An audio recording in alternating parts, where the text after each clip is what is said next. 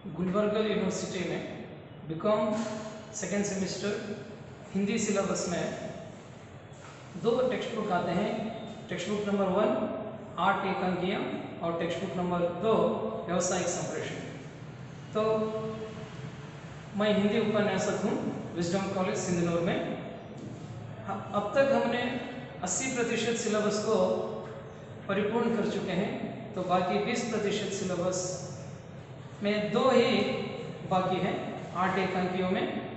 तो आज हमने विष्णु प्रभाकर द्वारा लिखित संस्कार और भावना एकांकी का अध्ययन करेंगे।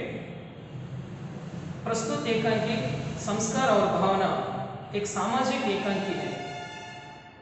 जैसे हमने इसके शीर्षिका में ही देख सकते हैं कि संस्कार क्या है और भावना क्या है। संस्कार तो जब मनुष्य का जन्म हुआ तब से उसके जीवन में संस्कार का आगमन भी हुआ। भावना तो वो एक फीलिंग को हम भावना कहते हैं जो मन के अंदर से पैदा होते हैं। संस्कार के बिना मनुष्य का जीवन ही नहीं, जिसमें एक तथ्य को स्पष्ट किया गया है कि जिन बातों का एक समय हम प्राण देकर भी विरोध करने को तैयार होंगे, जैसे अनादिकाल में मनुष्य महाभारत और रामायण के जमाने में भी संस्कार के लिए मनुष्य ने महायुद्धों को भी किया। तो संस्कार को बचाने के लिए मनुष्य लगातार लड़ते आ रहा है। संस्कारों को प्रभाव स्वरूप किए गए दृढ़ निश्चय भी किस प्रकार भावनाओं की आंधी में डगमगाते ही नहीं, धराशायी भी हो रहे हैं। आज के युग में, आज का युग तो ऐसा युग हो गया है। हजारों साल पहले भगवान श्री कृष्ण ने बताया था अर्जुन से, कुरुक्षेत्र के युद्ध के समय जब जब धर्म संस्कार का नाश होगा तब तब मैं उसके सुरक्षा के लिए मैं जरूर जन्म लूंगा। आज वो समय आ गया है हमारे देश में और दुनिया में कि संस्कार धरती के बराबर यानी धराशायी मिट्टी में मिलने जा रही है। आज माँ बापों ने और गुरुजनों ने और समाज ने अपने कर्तव्यों को भूल गए हैं। इसीलिए तो आज संस्कार मनुष्य के जीवन में नहीं है। किंतु समय समय की बात यह है कि एक समय उसी निश्चय को प्राणापन से संजो कर रखना जरूरी है। जब मनुष्य संस्कार से हट जाएगा, समझ लेना हमारा विनाश हमारे नजदीक आ गया है। यह जो एकांकी हमने देखने जा रहे हैं या अध्ययन करने जा रहे हैं, विष्णु प्रभाकर जी का एकांकी संस्कार और भावना अद्भुत है। इसमें आने वाले पात्रों को हम एक एक करके पहले देखेंगे। पहला पात्र माँ, संक्रांति काल की एक हिंदू नारी। इसका मतलब यह है हमारे संस्कारों को संपूर्णता से पालन करने वाली भारतीय एक नारी है।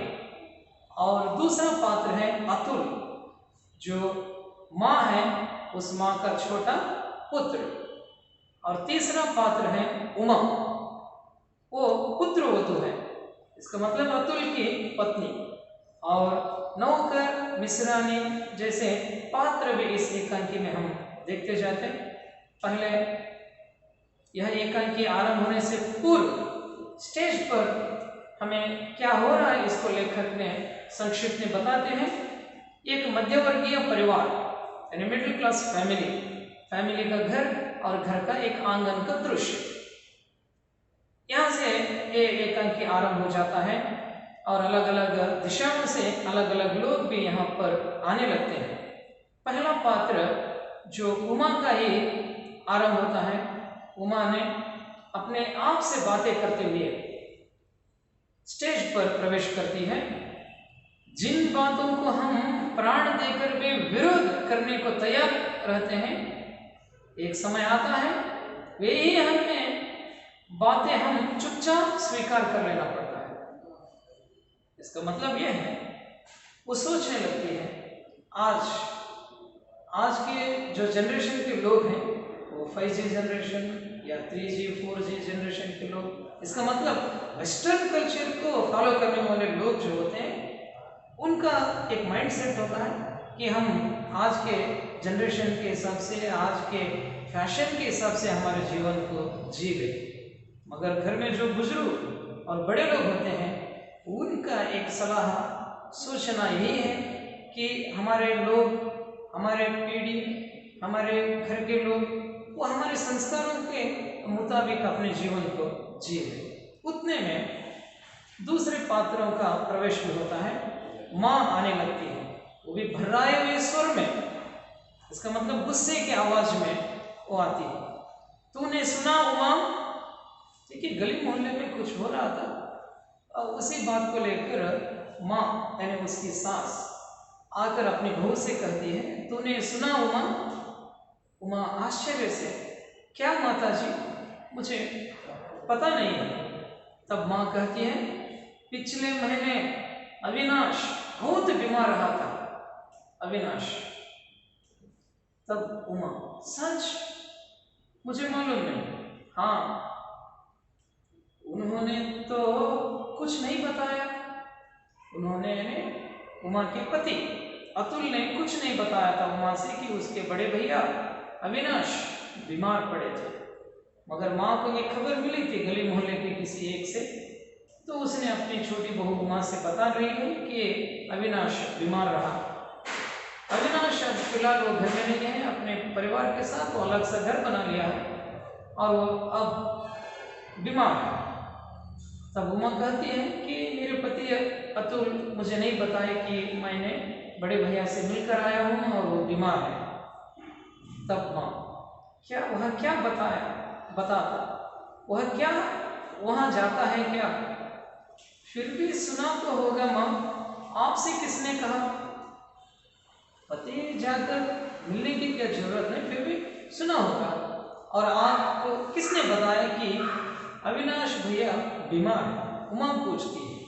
तब माँ कहती है, मैं कुमार के घर गई थी, वहीं उसकी मिश्रानी ने मुझे बताया। कहने लगी, तुम्हारा बड़ा बेटा तो बीमार रहा, मरकर बचा। कि माँ कह रही है कि मैंने नौकरों से, वो भी दूसरों के घर के नौकर से, नौकरानी से सुना कि तुम्हारा बड़ा बेटा अविनाश बीमार है, मर कर वो बचा, मरने वाला था फिर भी बचा। यह सुनकर माँ का दिल कांप उठा और उसके आंसू भर आए। बेटा घर में हो या अलग से हो, बेटा तो बेटा ही होता है। यही तो एक संस्कार है। जब बच्चे भूल जाते हैं अपने संस्कारों को, संबंधों को, मगर जो बुजुर्ग होते हैं घर के, जैसे दादा दादी या माँ बाप, ये लोग तो संस्कारों का पालन करते रहते हैं। जब आगे बोला नहीं जाता माँ से, फूट फूट कर वो अपने बेटे की याद में रोने लगती है। उमा करुणा और द्रवित से वो उनको संभालने लगती है अपने सास को। तब उमा सांत्वना देते हुए कहती, माता जी रो मत, इसमें आपका क्या अपराध है? आपने तो नहीं कहा था कि घर छोड़कर जाओ अपने परिवार को लेकर, तो इसमें गलती तो उनकी है और उस बीमारी की है। तब माँ, अपराध और किसका है? सब मुझी को दोष देते हैं, जो घर के बड़े होते हैं उन्हीं को दोष देते हैं। मिश्रानी कह रही थी कि बहू कैसे भी हो पर अपने प्राण देकर उसने अपने पति को बचा लिया। अकेली थी पर किसी के आगे वो हाथ नहीं की। केवल 1-2 बार मिश्रानी ने दवा ला दी थी, वरना स्वयं दवा लाती थी, घर का काम करती थी, फिर अविनाश को भी वो देखती थी। बड़ी बहू वो भी अच्छी है, मगर घर से अलग क्यों है, अभी हम जानना जरूरी है। जब उमा टोक कर, पर माता जी भाई साहब को क्या हुआ था आखिर? वो बीमार थे कह रहे हैं, तो कौन सी बीमारी? उमा और माँ दोनों भी उस बीमारी को लेकर चर्चा करने लगते हैं। तब माँ कहती, हैजा बीमारी। चौंकती, हैजा, ये तो बहुत बड़ी बीमारी है हैजा। माँ, मर कर बचा है बेटी, 10 दिन बीत गए पर अभी तक दफ्तर नहीं गया, ऑफिस को नहीं गया, 10 दिन हो गए वो बिस्तर पर यानी पलंग पर ही पड़ा हुआ है। तब उमा कहती, कैसा अचरज है, उन्हें पता नहीं लगा कि उन्हें बीमारी है। पता लगा भी तो वो क्या बताने वाला है। अविनाश को मैं जानती हूँ, वो कभी अपनी बीमारी को लेकर किसी को बताएगा भी नहीं। तो उमा चोट खाकर, पर माता जी यह तो बहुत बड़ी बीमारी की बात है। तब माँ, मैं जानती हूँ, मेरे ही तो बेटे हैं अविनाश और अतुल। अविनाश तो बड़ा बेटा, अब वो घर में नहीं है, अपने परिवार यानी पत्नी और बच्चों के साथ वो अलग सा घर बना लिया। और अतुल जो है वो माँ का पति, अब वो माँ का छोटा बेटा साथ में है। और माँ रोने लगती है अपने बेटे की इस दशा को लेकर कि बेटा हैजा बीमारी से 10 दिन से वो तड़प रहा है, अविनाश बड़ा बेटा। उमा से फिर वो कहने लगती कि मेरे बेटे को मैं जानती हूँ, वो कभी अपनी बीमारी, दर्द, कभी अपने भावनाओं को हमारे सामने नहीं बताते ताकि हमें बुरा ना लगे। तब उमा, लेकिन माता जी इसमें सब दोष भाभी का है, जो अविनाश की पत्नी है, क्योंकि उन्होंने तो भैया को उकसाकर इस घर से बाहर ले गई।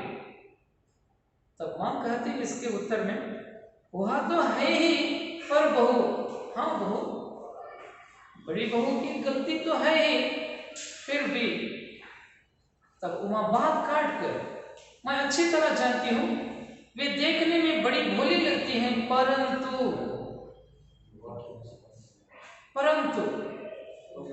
चौंक कर भोली। छोटी बहू, तुम तो 1 साल से देखी होगी, मैं तो उसे बहुत दिनों से देखी हूँ। हाँ, बहुत भोली माता जी, बहुत प्यारी हो। जो एक बार देख लेता है वो फिर उसे कभी भूल नहीं सकता। यहाँ भोलापन के बारे में जो चर्चा हो रही है, लोग जो भोले दिखते हैं, भोले भाले वैसे नहीं दिखते हैं। जो भोले दिखते हैं वो मन से बहुत खतरनाक होते हैं। जो ऊपर से बहुत बुरे दिखते रहते हैं व्यवहार से, उन लोगों का मन ही बहुत भोला भाला रहता है। इसका मतलब यूँ उमा और माँ दोनों भी अपनी बड़ी बहू को लेकर चर्चा करते हुए आगे बढ़ते हैं कि ये बीमारी का इलाज हुआ या नहीं। आखिर माँ विस्मय से कहती, पर तूने मुझे कभी नहीं बताया कि तुमने एक बार उसके घर गई। देखिए, जब बड़े लोग नाराज हो जाते हैं तो अनिवार्य हो जाता है छोटे लोग अंदर अंदर जाकर अपनों से मिले बिना बताए। तो यहाँ अतुल की पत्नी उमा भी अपने दीदी यानी अविनाश की पत्नी से मिलने के लिए एक बार उनके घर गई थी। ये रहस्य ही रखी थी, मगर आज समय आ गया था कि उसने अपने सासू माँ से बता देती है कि मैं एक बार मेरी भाभी यानी अविनाश की पत्नी से मिलने गई थी। बताना ये नहीं चाहती थी माँ जी ये बात। क्यों? क्योंकि मैं उनसे लड़ने गई थी, लड़ने मिलने नहीं। माँ चौंक कर, लड़ने गई थी? जी हाँ, मैं उनसे लड़ने गई थी क्योंकि वे आपके दुख का कारण थे। माँ, मैं लड़ने गई थी मगर प्रॉपर्टी के लिए और पैसों के लिए, इसके लिए नहीं गई थी। लड़ने गई थी तो कारण यह है कि आपका दुख मैं बार बार नहीं देख पा रही थी। बहुत गुस्से में आ गई और सीधा चली गई उनसे लड़ने। मगर जब उन्हें देखी पहली बार तो उनको देखते ही उनका भोला भाला चेहरा मेरे गुस्से को ठंडा कर दिया एकदम। तो मैंने लड़ने के बदले उनसे 2-3 मीठे बातें कर आ गई। माँ चौंकती है, उमा क्या कहा तुमने?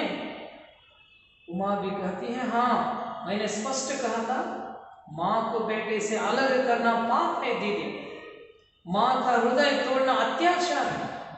उस अत्याचार को दूर करने के लिए प्राण भी देने पड़े। देखिए, संस्कार छोटी बहू में जो है उमा में, वो अविनाश की पत्नी बड़ी बहू में नहीं है। जैसे माँ बाप होते हैं वैसे बच्चे हो जाते हैं। माँ बापों की आदतें, संस्कार ये हम में आ जाते हैं, हेरिडिटी वाइज। इसीलिए आज के माँ बाप जो हमारे हैं या जो हम माँ बाप बनने वाले हैं, हमें संस्कारों की अत्यंत आवश्यकता है। संस्कारों के बिना मनुष्य का जीवन नहीं है।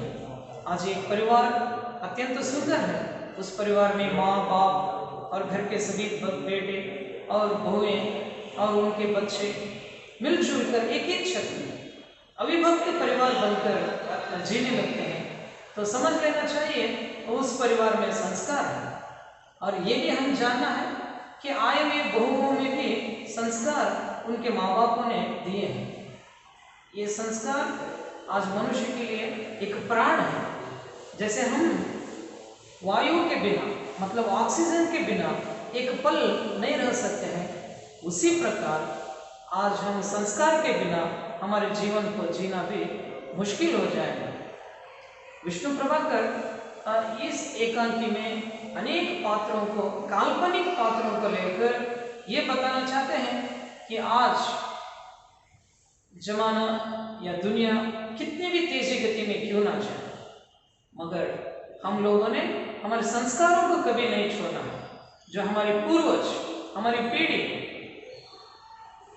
इंडस सिविलाइजेशन के जमाने से, महाभारत, रामायण या जितने भी महापुरुष इस धरती पर आ गए हैं, उन्होंने यही देना चाहे मनुकुल को कि संस्कार, संस्कृति ये हमारे लिए दो आंखों की तरह है। इसका पालन करना हम सबका कर्तव्य होता है। फिर आगे बढ़कर इस एकांकी को देखते जाएंगे तो अतुल का प्रवेश होता है, जो उमा का पति है। अतुल का प्रवेश स्वस्थ युवक है, सांवला रंग, मुख पर दृढ़ता है और आंखों में सौम्यता। उसे देखकर उमा उड़ती है। इसका मतलब यहाँ एक संस्कार को हम देखें, जब घर को पति आता है या कोई बड़े आते हैं, जब छोटे उठ खड़े होते हैं या उनको स्वागत करते हैं, तो ये एक संस्कार होता है। क्षण भर उसे वो देखती हैं अपने पति को। आज उसके नजरों में, उसके देखने में एक नयापन, वह सदा की तरह शांत है पति अतुल। फिर रसोई की ओर वो चलती है। अतुल सीधे आकर कुर्सी पर बैठ जाता है और माँ को देखकर वो कहता है, माँ क्या बना रहा है, क्या बन रहा है आज घर में? माता जी खाने के लिए। माँ अनसुना करके, मतलब घर के भोजन खाने के बारे में जो अतुल पूछा, उसको उन्होंने अनसुना कर दिया।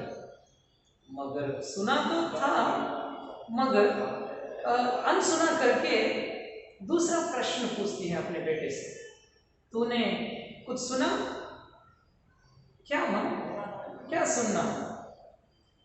अविनाश बहुत बीमार था। अतुल अविनाश के पास ही था, अविनाश के घर से ही आ रहा है, अविनाश के बारे में सब कुछ जानता है अतुल। देखिए, माँ बाप दो बेटों को एक ही नजरों से देखते हैं और दोनों बेटों को यही संस्कार देते हैं कि आप परिवार से कितनी दूर क्यों ना रहे, मगर संबंध से नहीं, भावनाओं से नहीं। ये भाई भाई का या माँ बच्चों का जो संबंध होता है, इसको हम कभी नहीं भूल सकते और इसे तोड़ा भी नहीं जा सकते। अतुल पूछता है, क्या माँ क्या सुनना था? तब माँ, अविनाश तुम्हारा भैया बहुत बीमार था। स्वर भीग जाता है माँ का।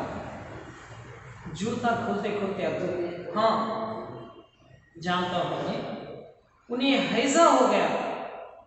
हैजा बीमारी जो चेहरे पर, शरीर पर दाग से, मोटे मोटे से दाने से उभर आते हैं और एक इन्फेक्शन है, स्किन इन्फेक्शन। इससे सारा शरीर कमजोर पड़ जाता है और शरीर पर दाने से उभरने लगते हैं। माँ भी पूछती है, तू जानता था कि तुम्हारे भैया बीमार पड़े थे और उन्हें हैजा हो गया था? हाँ माँ। तूने मुझसे कहा तक भी नहीं 10 दिन से वो बीमार है, और तू जानता भी है और मुझे एक बार भी नहीं बता रहे। तुमसे कहा था क्यों बोलूं माँ? तुम्हें तो तुम्हारी जिद ही मुख्य है। तुम्हारी बड़ी बहू और बड़े बेटे के बारे में तुम्हें क्यों चिंता? आज क्यों कहूं? क्यों? क्या मैं उसकी माँ नहीं थी? तब अतुल मुस्कुरा, माँ तो वो है, पर सुनकर क्या करती माँ? क्या उसके पास जाती तुम? तब माँ जवाब नहीं देती, क्योंकि वो कभी अपने बेटे से बहू से मिलने नहीं गई, और वो गुस्सा हो चुकी थी अपने बड़े बेटे से, कभी उसका मुंह देखना नहीं चाहती। मगर आज वो बीमार है, इसीलिए माँ को बहुत दर्द हुआ।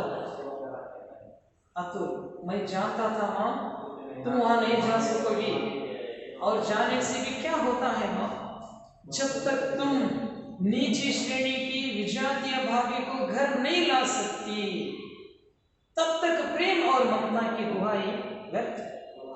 देखिए, अब हमें एक बात यहाँ स्पष्ट हुआ कि बड़ी बहू को अपने घर से क्यों निकाली थी माँ। निकाली थी कहने से आने ही नहीं दी थी, अपने घर में उसे पैर रखने ही नहीं दी। कारण यह है कि अविनाश की पत्नी बड़ी बहू घर की वो नीच जाति की है। संस्कारों में ये भी बताया गया है, मनुष्य के लिए मनुष्य के संबंधी श्रेष्ठ है, जाति एक है, धर्म एक है, जातियां दो होंगे, एक स्त्री और पुरुष। तो यहाँ नीच जाति ऊंच जाति का भेद ही नहीं होना चाहिए। मगर जो हमारे पूर्वज होते हैं, संस्कारों से बंधे होते हैं, अपने अपने जाति के बराबर, अपने अपने श्रेणी के बराबर के लोगों से विवाह करना चाहते हैं। जब बेटे पैदा हो जाते हैं, माँ बाप दोनों भी उनके लिए शादी के सपने देखने लगते हैं कि मेरे घर के लिए ऐसी ही बहू आना है, मेरे घर को मैं ऐसी ही बहू को लाना है। मगर आज उनका सपना साकार नहीं हुआ बड़े बेटे के कारण, तो उसने माँ बाप को बताए बिना एक नीच जाति की स्त्री से विवाह कर लिया, इसीलिए माँ अपने घर से निकाल दी थी। मगर आज बेटा बीमार है, तो माँ का दिल, माँ का हृदय एकदम तड़पने लगा है। आखिर वो माँ ही होती है। तब माँ बीच में रोककर, मैं निर्मम हूँ, हाँ माँ मैं निर्दयी हूँ, मेरा हृदय पत्थर का है, तुम तो यही कहना चाहते हो ना? तब तुम निर्मम ही नहीं माँ, कायर भी हो तुम, डरपोक भी हो, डरती हो तुम, समाज से डरती हो। ये जो हमारे पुरातन संस्कृति और संस्कार है, उससे तुम डरती हो। उतने में उमा का प्रवेश होता है, उसके हाथ में चाय की ट्रे है। उन्होंने इन दो लोगों के लिए चाय लाई, और बात सुनकर वो रुकती है और कहती है, लेकिन आप में तो है, आप तो क्यों वहां गए होंगे? बोलिए, आप क्यों वहां गए? अतुल, मुझे वहां जाने के लिए कोई काम नहीं था, इसलिए नहीं गया। उमा और माँ एक साथ, आप भी नहीं गए हैं, तू ही नहीं गया, और मैं भी नहीं, और बहू भी नहीं। फिर भी हम तीनों को ये बात पता चल चुकी है कि अविनाश को हैजा बीमारी है। जाकर क्या करता माँ? बड़े भैया से मिलने नहीं देती आप, और भाभी से भी, तो मैं जाकर क्या करूं? तब उमा, भाई से मरने का समाचार सुनकर भी आप नहीं गए, आपका हृदय है या पत्थर? ऐसे बहुएं घर के लिए होना अनिवार्य है। उमा जैसे जो पिछड़े हुए माँ बाप और बच्चों को मिलाना चाहती है, जो बिछड़े हुए भाई भाइयों को मिलाना चाहती है, ऐसे बहुएं संस्कार वाले भोगे चाहिए। आज मनुष्य के लिए रूप सौंदर्य, संपत्ति का और देह का आवश्यकता है। रूप सौंदर्य तो आज रहता और कल चला जाता, और जो संपत्ति है वो भी आज रहता और कल चला जाता, और बुद्धि का जो गर्व होता है वो भी आज रहता और कल चला जाता। अगर मनुष्य के लिए संस्कारों की अत्यंत आवश्यकता है, ये जो हमारे रक्त में समा हो जाते हैं संस्कार, हमारे मन की भावनाओं में समा हो जाते हैं और हमारे मस्तिष्क में स्थिर बैठ जाते हैं संस्कार, जिनको हमारे माँ बापों ने, हमारे पूर्वजों ने हमें दिए, और उसका पालन हम सब लोग करना अनिवार्य है। उमा की बातों को सुनकर अतुल कहा, उमा यदि तुम भाई साहब को जानती होती तो ऐसी बात नहीं करती। मुझे तो क्या, वे मेरे डॉक्टर को भी अपने पास नहीं आने देते। माँ, भाई एक स्वाभिमानी है, वो किनसे मिलना नहीं चाहते, किनसे बातें करना नहीं चाहते, क्योंकि वो स्वाभिमानी है। किसी के उदार में, किसी के हक में वो रहना नहीं चाहते। लेकिन फिर भी आप उनके भाई तो हैं, आपको देखकर उन्हें शांति मिलती है, वे आपसे जरूर बातें करेंगे। अतुल उठता है और नौकर को पुकारता है, राम सिंह पानी ले आओ। शीघ्रता से कोई चलता है और आवाज आती है। आवाज वो नौकर का ही है, राम सिंह का, और वो लाया सरकार कहते हुए पानी लेकर आता है। अतुल, देखो माँ, भाभी से बढ़कर भैया का कोई नहीं है, यह कटु सत्य हमें स्वीकार करना ही चाहिए। इसीलिए उनके होते हुए हमको उन पर कुछ अधिकार नहीं है। जब तक भाभी है तब तक हमें उस घर में प्रवेश होने का अधिकार नहीं है। अतुल और माँ, ये दो भी अपने अविनाश की पत्नी को गलत समझ बैठे थे। जैसे ये सोच रहे हैं वैसे अविनाश की पत्नी नहीं है। इन दोनों अविनाश की पत्नी को लेकर एक बहुत बड़ी गलतफहमी में थे कि वो बहुत बुरी है, नीच जाति की है, उसे संस्कार मालूम नहीं है, वो संबंधों को दूर कर चुकी है, घर को उजाड़ दी है और भाई भाइयों को अलग कर दी है। ऐसे एक मनस्थिति में अतुल और माँ, उमा त्रस्त होकर वहां से चली जाती है। माँ भी उठती है, नौकर पानी लेकर आता है। अतुल हाथ मुंह धोने लगते हैं। कई क्षण केवल पानी गिरने का शब्द होता है, फिर बाहर का द्वार खुलता है। उतने में माँ, अतुल तूने और भी सुना? देखिए, माँ का हृदय बहुत तड़प रहा है और कह रही है कि किसी भी हालत में तू जाकर अपने भाई से मिला और पूछ उसकी हालत कैसी है और वो बीमारी से उठा या नहीं। क्या माँ, क्या सुनना है मैं? और जब अविनाश अच्छा हुआ तो उसकी बहू बीमार पड़ गई। कहते हैं उसके बचने की कोई आशा नहीं है।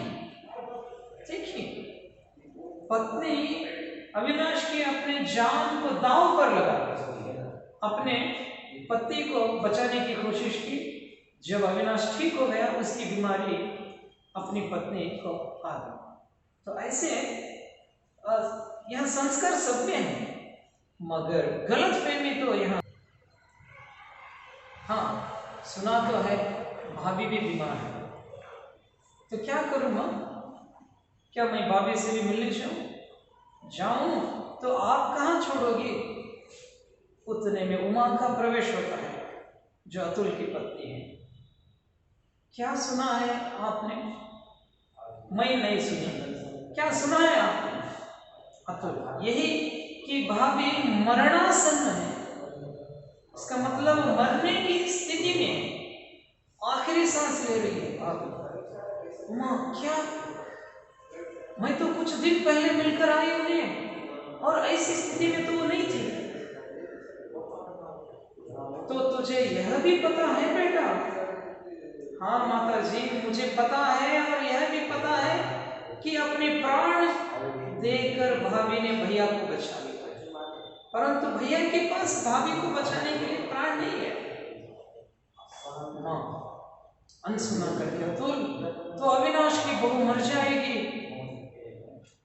सुना तो ऐसा ही है, माँ गली मोहल्ले के लोग बता रहे हैं कि वो नहीं बचेगी।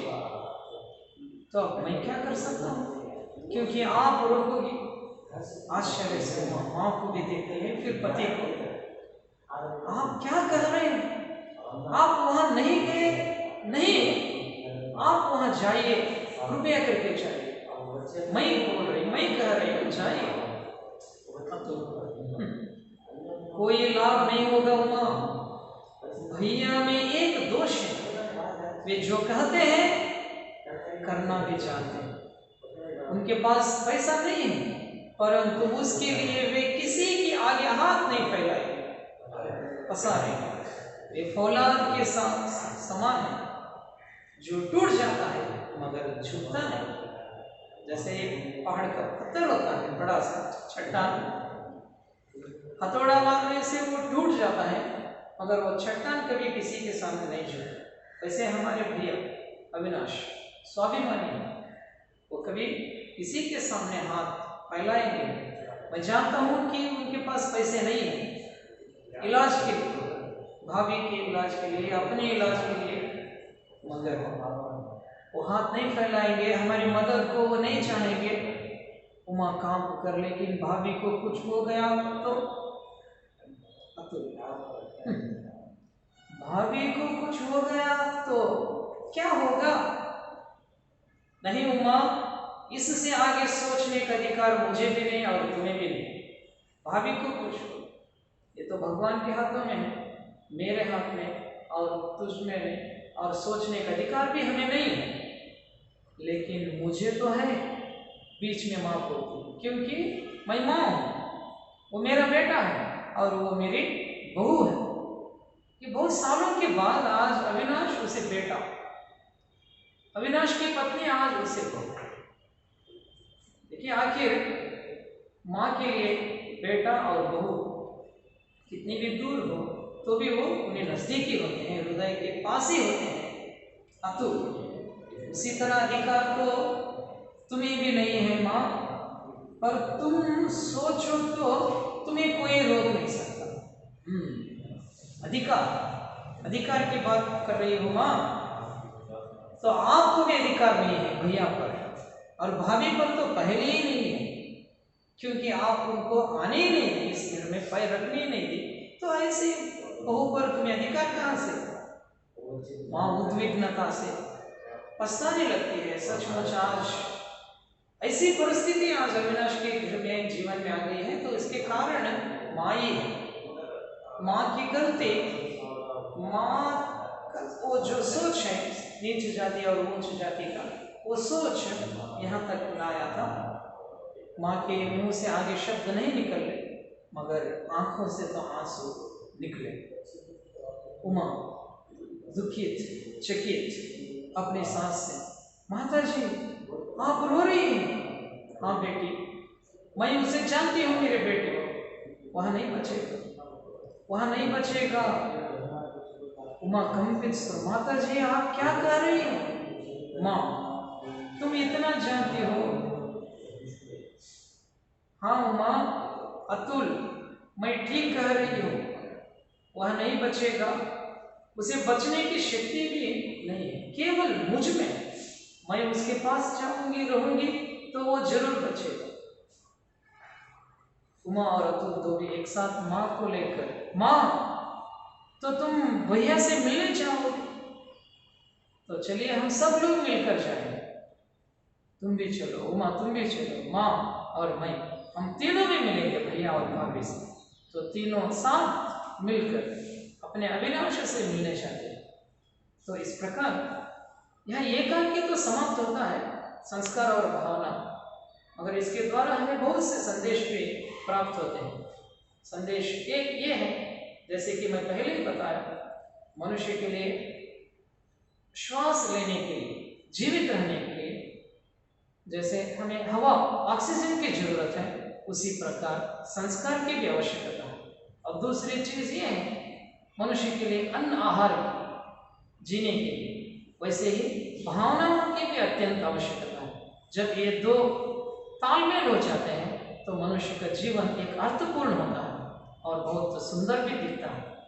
जो हमें संस्कार और आदतें आ जाते हैं, ये आने वाले हमारी पीढ़ी में भी रक्तगत उनमें भी आ जाते हैं। इसे सिखाने की और सीखने की क्या जरूरत नहीं।